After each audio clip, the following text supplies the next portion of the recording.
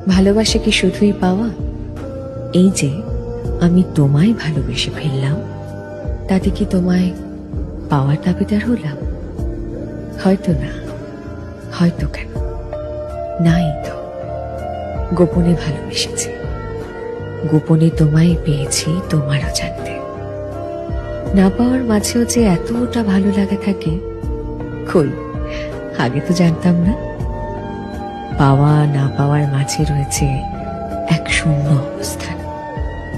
ভালোবাসি, ভালোবাসি সেই শূন্যতাকে, যেখানে নেই কোনো ইচ্ছে, নেই কোনো দাবি, নেই কোনো প্রতিদ্বন্দ্বিতা, নেই তোমাকে হারিয়ে ফেলার ভয়, যেখানে আছি শুধুই শান্তি, পরম ভালোবাসার এক অদ্ভুত শান্তি।